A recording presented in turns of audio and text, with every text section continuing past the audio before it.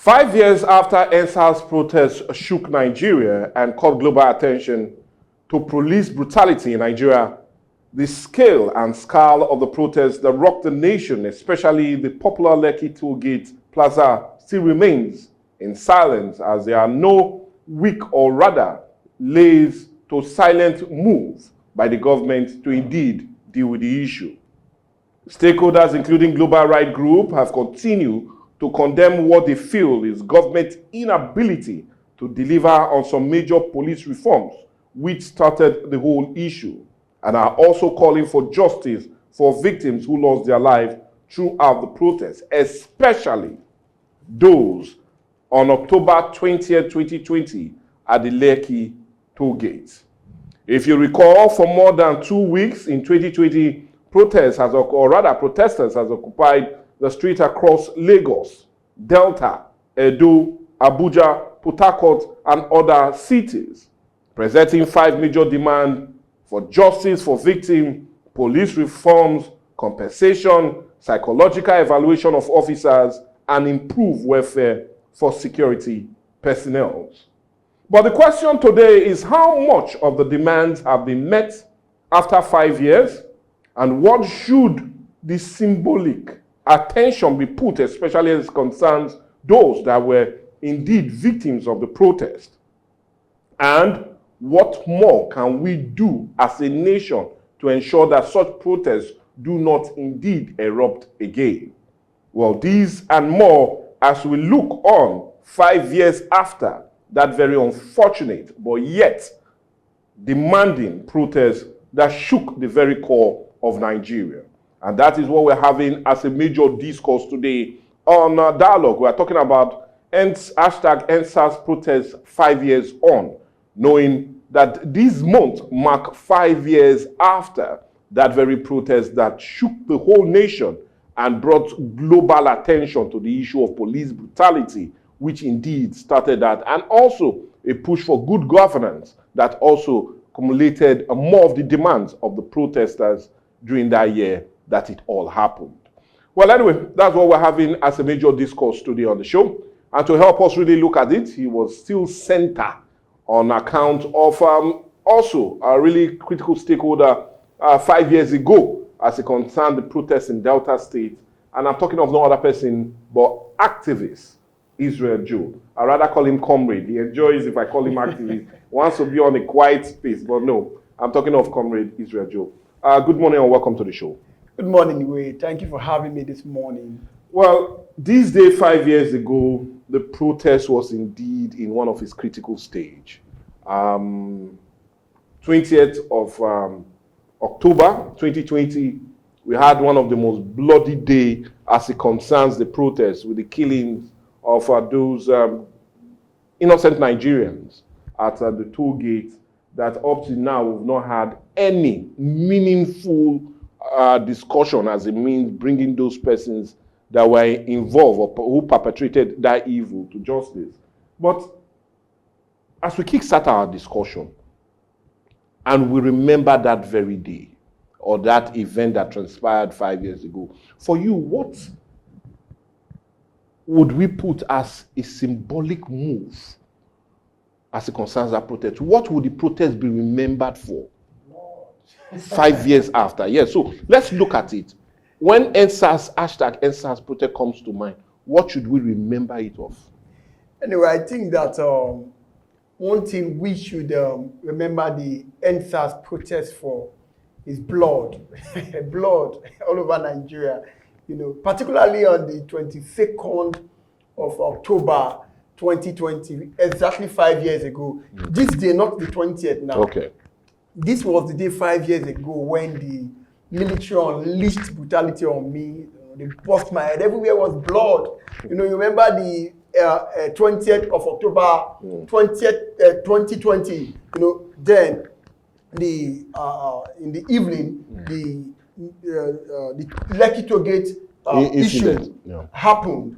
You know, and we were still trying to hold ours over here. You know, on the 21st, we heard that the Benin, Edo State is already busted. They've already invaded the prisons to, you know, open up the prisons for prisoners, those incarcerated, to come out of the prisons. But we still feel that it is incumbent to hold us here in that line of peace that we have been towing. And of course, when it was the effect of social media, these things were spreading, and protesters here were already planning to unleash same in Delta. But we curtailed it here. We heard it in the Free and About. We heard it in the summit in Asaba. We heard it in Agbo Junction, Oto-Odo Junction. We pushed it to major junctions in Delta where we have committees, security committees, where we even had some persons that brought dogs, security dogs to these places in case of troublemakers and government sponsored talks and those things. Then I was called. The commissioner of police they are going to burn down the Omuya police station that's in the Udu houses. The military, the DSS, they were calling. Myself and some of our group stakeholders, I think DJ Akaba was there, Okoloko Papa was there, one Kelvin was there, one Harrison was there, one Obas was there, about 8 of us. We set out to go to the Udo Express Junction to calm down the situation over there. And of course, we have some persons managing that. When we left the Free and About, we drove down to the Express Junction at Udu Road. When we came, they brought tables, we stood on top, we were addressing the people that calm down. Nobody should burn down any police station. Nobody is going to the Omuya Alaja division. When the military started coming from the Udu Bridge houses, we saw the armor tank, we saw these guys coming. All of a sudden, people started running, they left. Myself, I did not run. The military unleashed brutality. I knew blood was coming out of my head. My wristwatch fell to the ground. When these things were happening, Papa had to come in. They all ran. He came in. One of us came in. We're going to have a person. So it was when Lieutenant Colonel Ahmad, the commander of Sector 1, Nigerian Army, came from his own vehicle. It was a convoy. He walked towards the scene and saw me. I'm like, Israel. I said, see, your bossy blood. He rushed me down to go to the Navy hospital. They carried me. And so each time I remember the answers, I remember blood. Well, anyway, it was all about blood. Anyway, I'm happy we are laughing about it, and it's not going to be red. But anyway, if that's what readily comes to your mind, it's really sad and something that, anyway, it's better we laugh over it rather than cry. But I want us to still remain with the issue of the NSAS, because I'm a bit really concerned. Now, all of this started, funny enough, on the mind it spread around the whole world, or rather the whole Nigeria, and got global attention. All, funny enough, started in Delta State. Ughelli, to be precise. That was the birthplace of the NSAS protest. Now, and it all started on the ground of police unnecessary brutality. So my question now is, has all of that reduced? Do we still see that high level of handedness of the Nigerian police on innocent Nigerians? Okay. Has that really, has anything changed? That's the question. The truth is that the NSAS did not start from that incident that happened in Ughelli. Yeah. I think a lot of this narrative is being missed somewhere. Okay. The NSAS actually started in July 2018. Okay. Tested in 4 cities. Okay. Warri, Port Harcourt, Lagos, and Abuja. Okay. If you go to my social media and Facebook, Israel Joe, my cover picture, that's NSAS of 2018. You see the date there. That was what was there. Okay. But we tested the ground. Okay. It's, from there it went to Twitter, and so the incident at Ughelli only motivated a mass action across Nigeria. Okay. Yes, but it started actually in 2018. We already had 4 protests in these 4 cities. People already start as that agitation was already. Yes, that the brutality of this SAC, the special anti-robbery squad across the nation was already. They allege you. We have persons that came. There's still someone that reported the incidents of SACs to me that came to his car stand in at Refinery Road, picked up a vehicle that they tracked the vehicle. The SACs, they went to sell the vehicle. They tracked out of there. They went to Lagos, they saw the vehicle and everything. They threatened him that they are going to kill him. Up to today, the man did not recover the vehicle. So a lot of dangerous setting that started revolving around SARS at that point in time. But after the NSAS 2020, I think that the first demand of the NSAS was the release of all genuine protesters of the NSAS. And I think that at this moment, I do not think anybody is still under detention when it comes to those genuinely involved in the protest of the NSAS. Again, the second demand has to do with the compensation of victims of SARS. Yeah. Deceased victims of SARS brutality, which of course, the government made a panel of inquiry into this brutality. Some states, it was committee, and even Delta State under Okowa then, they gave compensation to those that SARS victimized and brutalized. The third one that has to do with the... So are you saying, as it concerns Delta State, some of those compensations were paid? Yes. Okay. Some of those compensations were paid by the state governor then for those that brought up their genuine issues to the panel. One panel heard at Asaba, the other one heard at the government as Anes in Warri, where lawyers took their clients' case to, and some of these compensations were paid, if not fully paid, by the state government, Edo state government, across the nation. But the northern part of the country did not really go into the NSAS. They saw it as a movement that intended to overthrow their brother, their late President Muhammadu Buhari. So they really didn't come with us. They were skeptical about the movement, that we're not going to be involved in the NSAS, just like the East were doing during the NRC. There is a way politicians look at issues politically. They first always feel that what would this issue do to their interest and their career as career politicians. They looked at it from that perspective before seeing it from the social and moral perspective from which the actors intended to fight. Now, one of the demands has to do with the outright disbandment of SARS, which was done by the IG almost immediately. SARS was disbanded, and they reformed it into RRS, others reformed it into other bodies. Most of the personnel of SARS were deployed to divisions, go there and learn, go and be in the division, and those things. And of course, one of the demands has to do with improved police welfare and those things. Their salary were increased at that point in time. But are we going to say that we have totally achieved what the NSAS was meant to achieve? No, we haven't. Why the brutality has reduced? Totally. The brutality of police has reduced across the nation. Although we have one or two issues of brutality, but we have not been able to overcome issues of victimization. We have not been able to overcome issues of illegal detention. Those are the issues begging for attention when it comes to the issues raised by genuine NSAS protesters in Nigeria. So the over-detention, the detention, unlawful detention is still there. Victimization is still there. Police corruption is still there. Extortion is still there. But when these issues comes to forth, social media, the police try to, whitewash the body by attending to issues. What about the issues that do not find themselves to the social media? Okay, now I will really bring you back to it. Now, you talked about a reduction in the rate of police brutality. Yes, that everybody genuinely will say is part of the reforms that were sought for during that NSAS process. But another major one that also took center stage during that time is unnecessary profiling of young Nigerians.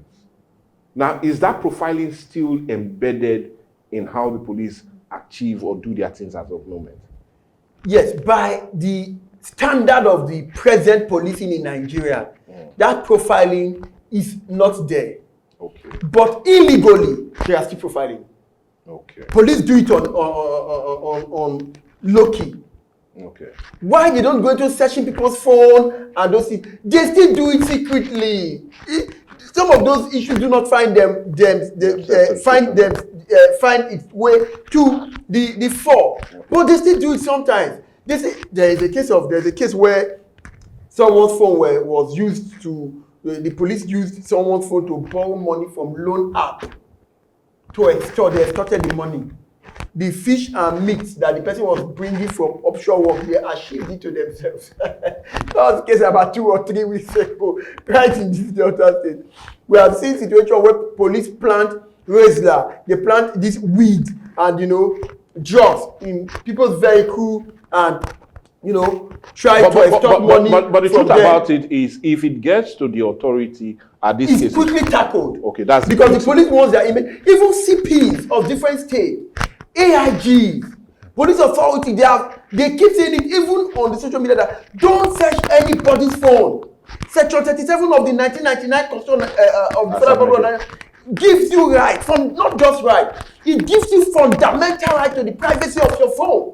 The police is not supposed in any way to search your phone without a warrant, or if you are not being investigated for issues that are already before the authorities. They have no right whatsoever to search your phone. Why they do not do it, they also do it low-key. We should not just come and try to take issues that yes, there are no more. No, they do it low-key. I just told you of issues that happen in Delta State, in Edo State, they contact us, they do it. But when it comes to fraud, the authority quickly tackled it and made those men sacrificial lamb in the eyes of the public. That's a good one. Well, in case you're watching us, like I said, it's still dialogue. And on today's edition, we're looking at the hashtag EndSARS protest that rocked the nation 5 years ago. All of the demands that were made or really asked for by that protesters, how far has all of these demands come? And are there really any major change as it concerns all that transpired, especially during that process, or accumulated to the process itself? That is all we're having as a major discourse today on Dialogue. And you still do know we have no other person but Comrade Israel Joe helping out with the discussion. Now, let's come back to you, Comrade. And well, you will agree with me that what also undermining it was all about police brutality and the Special Anti-Robbery Squad, which was fingered in most of the brutality. It will still be said that why it became or came to a critical point was the breakdown between police-citizens relationship. Yeah.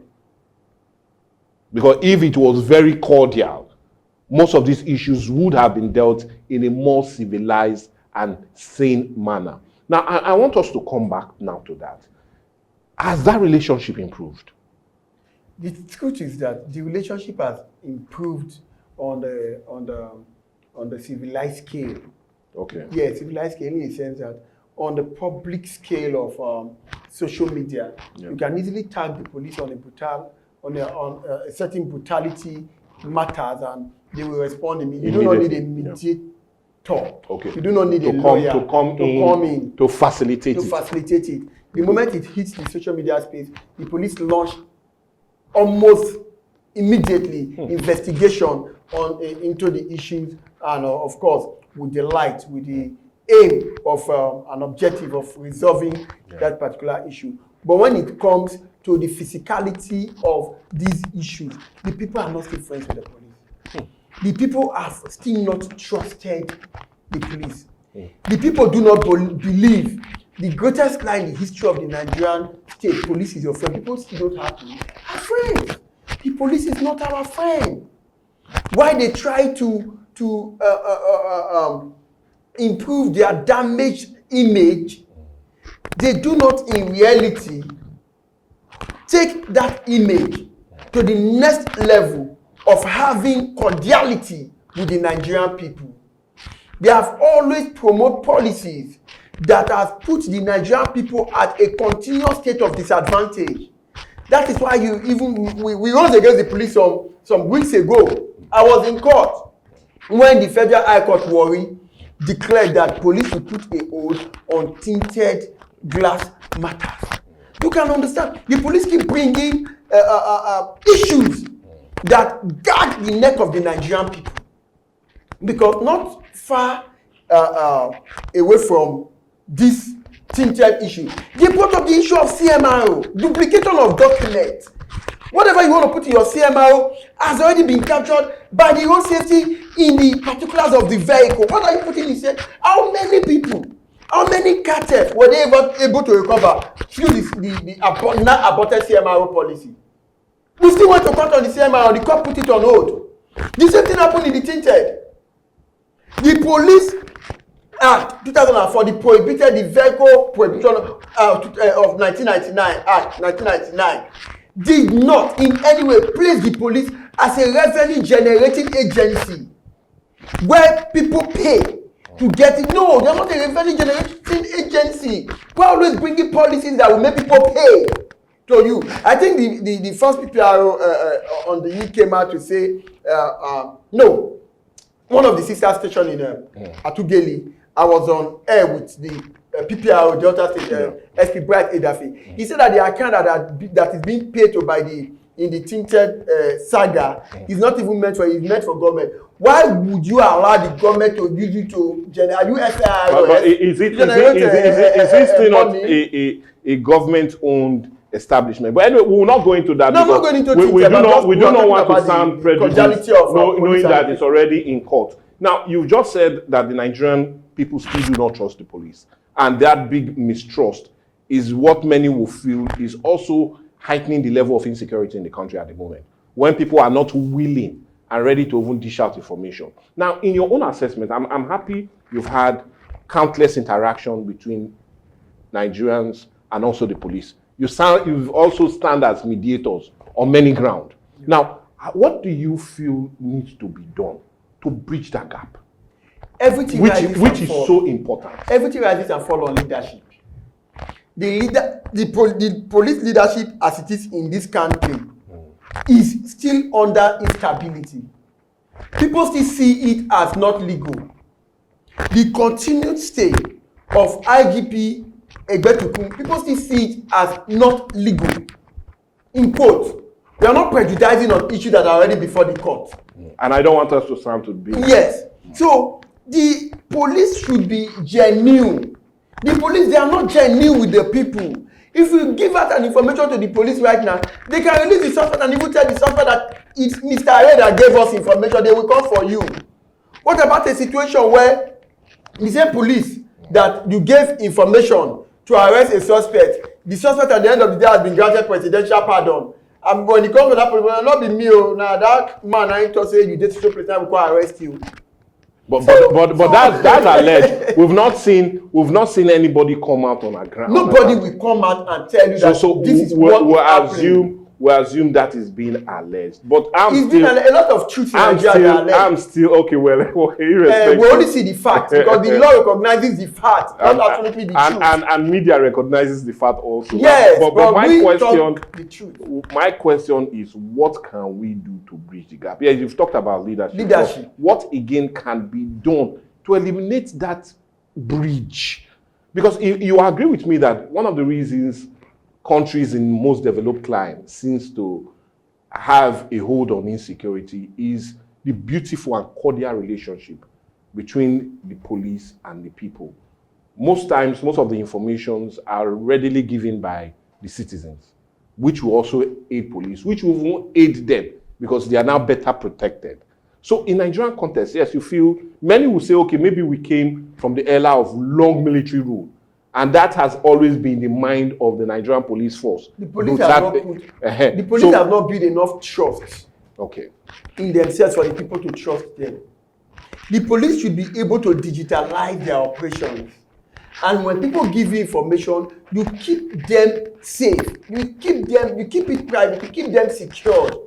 The police have not given that excessive grant for people to trust them because of the way and manner they carry out their operations. If what they have said, another great line in this country, bail is free. For instance, if they make bail free, people will trust them. That's another solution. But me and you know that there is no way bail can be free in Nigeria. If we are there theoretically, that's why we say that the facts realm, the media, you people deal with facts. The legal judiciary, they deal with facts. But there is no way in the history of humanity that people will not see deal with truth. You can recognize the fact, people recognize the truth. Yes, the fact are there is that they post it even in their charge room. Bail is free. They post it with a big banner at the entrance of their station. Bail is free. That is the fact.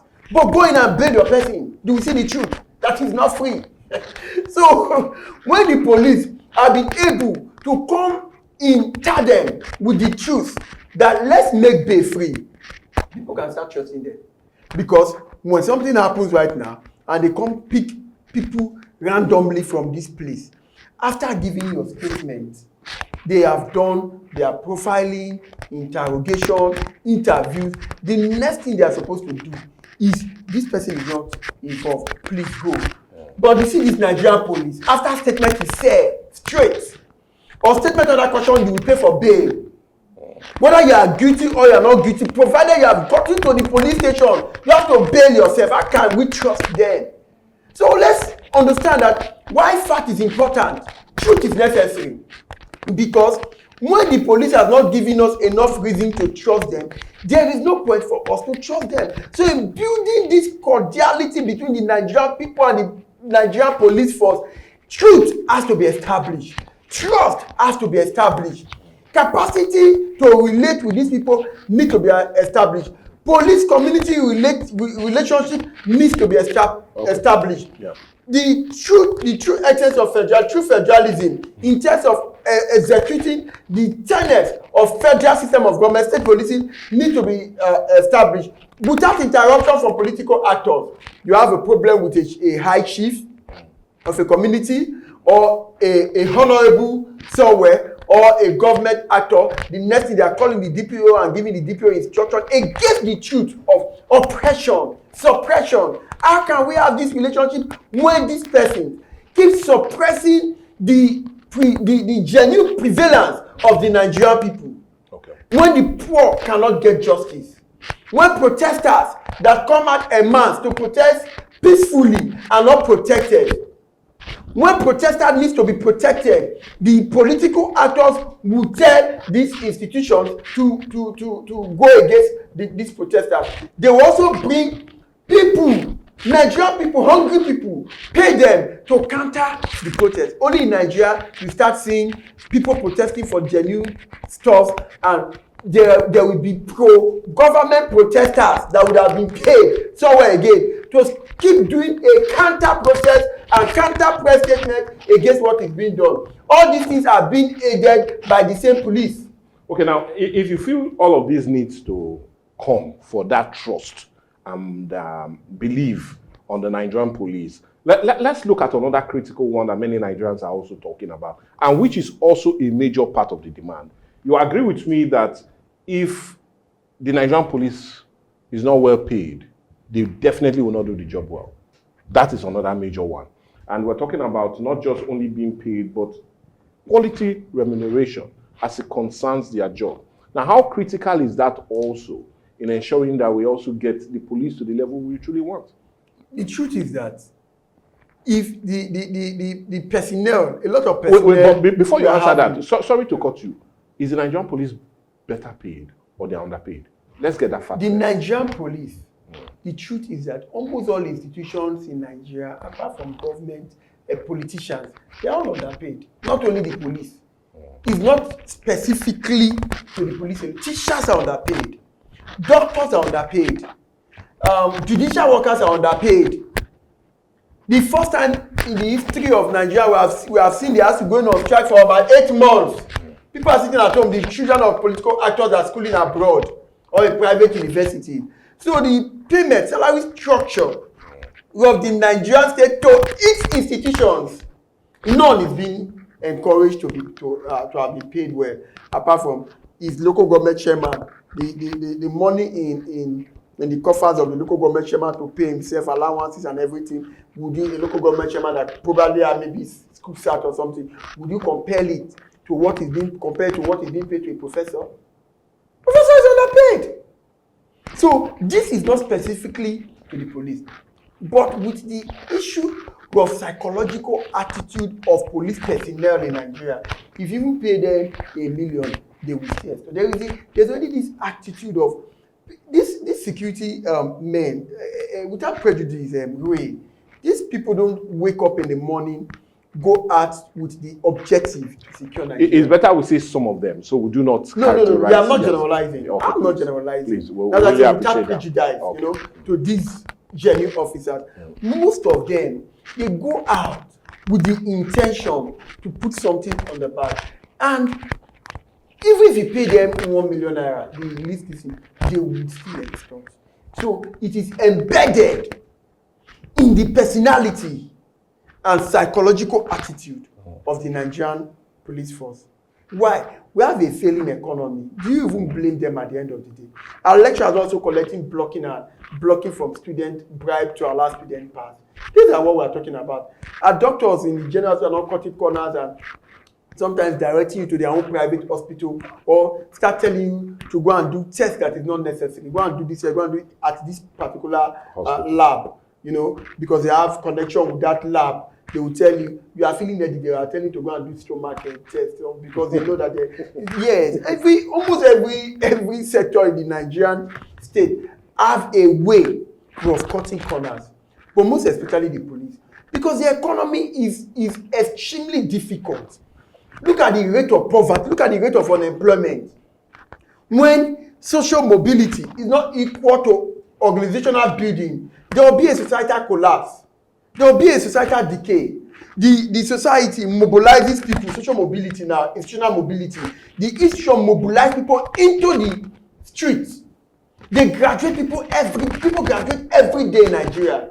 What about organizational building to absorb these persons now into gainful employment? Is not there. So institutional mobility is not equal to organizational building. So in the middle of you graduating and where to get one, there's already decay. In that middle, there are drug abuse. In that middle, there is yahoo. In that middle, there is fraud. In that middle, there is criminality. There's insecurity. Because within you graduating or leaving your parents' house to getting something to do, there is a huge vacuum to which existence is now a part of a human being. Look at the characteristics of human being now. You know, in those days, it used to be Mr. Niger D. But now it's Mr. Niger Die. Adaptability and continuity. Human beings must live, they must exist. They must survive. They must survive. And the quest of survivor, they go into anything to survive, including hurting the society that have hurt them, including poor, kidnapping poor. Because this person, that's why Kamal said that Kamal defined a state as an institution of class rule. He said that there's a particular class there's a particular class that created this institution to protect their own class, which he called the bourgeois. He said that these institutions were created to protect this class of people in society. So you can see that the police is protecting VIPs. How many police officers do we have in Nigeria? About 370,000 police officers. More than 50% are with VIPs, are with companies, are with banks, are with this bourgeois, this class. How do you protect? So you cannot even get to them. So a poor kidnapper will start going for poor, go to the road. Because the bourgeois, the class people, they don't go through road. Can you kidnap on the air? Look at them now. They go to the highway, kidnap everybody that entered into a bus that struggle to want to transport to Onitsha to get one or two perfume to come and sell in Warri. They kidnap them and take them to the bush. Demanding 10 million. They kill some, they release some they become victims of a society, an insane society. What are we saying? It's not really that only the police are underpaid. Almost all the institutions of Nigeria, the bourgeois, the police. But don't you feel if they are better paid? I know, yes, you see, irrespective of whether they are not, those that will still want to go for extortion will definitely do so. They should be paid better. But yes, would that not also? Yes, that's what I'm asking. Would that not also set a standard? They should be paid better. Yeah, so that because whoever commits a crime cannot be responsible for the consequences of the action. Yeah, beautiful. So we see a lot of well-paid jobs getting the kind of people they want on account of pay. What job? We're talking about those in the bank. Well, still, even if it's not to that high level, but it's something reasonable. So don't you feel if we feel we pay the police what they need to get, we'll now get the kind of people that we do want to be part of the Nigerian police force? The fact is that they I talked Which, about, which is I a talked about critical demand psychological- during the NSAS protest, Yes. which was one of the I critical spoke demands. about psychological attitude of these persons. Now, if we are having this very good pay, Yes. we are bringing in graduates to fill up those spaces of the Nigerian police, we are employing a whole lot of persons, new persons into it, with new attitude, with fresh psychology, with psychology to work, with attitude to secure people. Do you understand? Then, at the same time, we are not seeing this person, if they are well paid, nobody will be asking money for bail now. Go to these stations around now. Yeah. They tell you to bail, and there are police stations you get to. Michael, you will regret. Once they ask you to bail yourself, when you ask how much for the bail, they start billing you for 1 million naira and above. For what crime? What crime has been committed? They will tell you they saw a tramadol in your car. For crying out loud, why we don't support a lot of this illicitness of our young people? How can the police prosecute tramadol? These persons don't go to where they are supposed to go. These tramadols, they are not being produced in Nigeria. No, They are being rather call imported. it hard drugs. So, rather yeah, than hard calling drugs, the name. hard Yeah, drugs, for please. instance. I appreciate Now, that. there are government institutions, agencies that have failed to allow these things get into Nigeria at the first instance. Now, you punish the end users. But those that import it in thousands of containers, they can afford to come to the police headquarters and give you 33 ilos as donations. You don't go for them. You don't do that. But we see most of these persons also being arrested by the Nigerian Drug Law Enforcement Agency. But we'll not go there. But I rather want to bring you back. Let's don't go to NGLA. Yes. That's without prejudice. That's one of the most corrupt bodies. Please, let's leave Let's that for now. now. Let's still return back to the issue of the Nigerian police. Yes, we've had also every reason to celebrate most of them. Yes, we've had many reasons to celebrate most of them who have done well. I will not want to mention names. Don't mention names. Yeah, I won't want to mention names, so it doesn't look as if we are favoring some over others. But yes, we've seen many also do theirs in a very lovely way. And in all honesty, they've also gotten promotion. Now, my next question is, how really critical? Because we're trying to get a police force that will be more like close to the people, more like professionals, more like people that people will look up to and say, oh Lord, I love, you hardly see Nigerians, just like you said, that are willing to be part of the force, except they are looking at it as a yardstick. They're going there because of unemployment. So how really important is it in celebrating some of these well-standing personnel in a sense of promotion being given to them, and not only that, Nigerians really celebrating them? And the truth is that we have to start Nigerians. Sorry to say this, we cannot keep celebrating people for doing their job unless they do their job exceptionally. When they do extra, we celebrate them. Not doing job. That's when I get so disgusted when I see a whole lot of persons that come over to celebrate a governor or come over to celebrate they are passing a vote of confidence. I can't praise you for doing your job. Keep doing your job. Let's watch you for a very long time. Your eulogy, your praises, all right, should be tested over a long period of time. Well, let me tell you this: the most decorated police officer in Nigeria was arrested for drug. Abba Kyari. Yeah. Let's be frank to ourselves. It was good in the eyes of almost everybody, but I shouted. If you just shouted, I went to Abuja. I said, this man is corrupt. He has started 8 million for that. I went to his office. He flew me to Abuja on that matter, himself and the ACP, the 2IC, ACP Sonny Obua. No, we're not going there. Yeah, but I'm just telling you that behind these faces of crime busting, they are crime busters, they are doing well. And a lot of illicit things are going behind. That's why I said that before we praise them, they should do things that are exceptional. Over time. Extra. Over a long period of time. I don't just come and praise, but this police is doing well. You know, the issue of this Efe money issue in Otokotu that beheaded his friend. You know, first took it to the Ugele area command, the then Ugele area command retired now. I don't want to go into the rottenness of what he did until we have to insist that the DPO Ekpan then should handle the issue. Then that was the point where they started bringing out a whole lot of things that were hidden, and how they now later went to exhume the head of where they buried the head of the man Paulinus in the Otokutu Shrine and those things. So a lot of things go behind this police that you feel that they are doing very well. But of course, before investigations reveal their badness or goodness, we should praise those that are doing exceptionally, in quote, exceptionally better. Not just praising them for doing their job. Any police that is doing the job, maybe a DPO or some area commander, the first thing I look out for is virtually free. I want to come and pay somebody that is not guilty of the crime that he has been alleged for. If your IPO did not ask me for money, just sign the bail bond and I go. That's when I start saying that this person. But in as much as they still give bail as not free in your station, I cannot praise you for doing anything well. Well, anyways, I will need to praise him for being a part of the discussion. You won't believe we'll be talking for up to an hour now. And I'm talking of no other person but activist and comrade Israel Joe.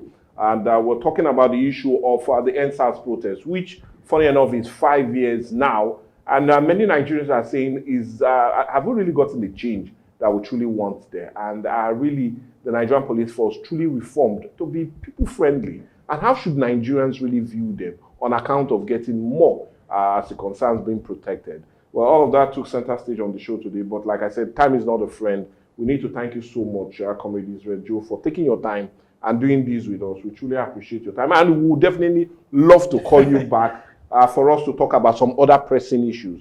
One I would even love us to talk about, but which time is not a friend, is a recent push by the Nigerian Senate to make deferment of minors now a life sentence rather than, some few years and a fine to pay. Defilement. Defilement, yeah. Let's leave that because it's not. Yeah, well, we'll definitely bring you back for us to really look at it. But all the same, thank you for your time with us. We truly appreciate your time. Thank you for having me this morning. Well, anyway, for me, it's more like a wrap today on Dialogue. Yes, and we'll always implore you to go drop your comments on our different social media platforms. They're already there on your screen. Let's get your comment as it concerns the hashtag EndSARS protest. 5 years on, what has changed? What needs to change? What needs to be built upon for us to have a sane society, and not just a sane society, but to be seen that also Nigerians are police-friendly and police and Nigerians are always having them in mind. All of that will really be what we truly appreciate. And be rest assured, as much as your comments come, we'll definitely be taking them to acknowledge your presence with us. But for me, I'll just say quick bye-bye.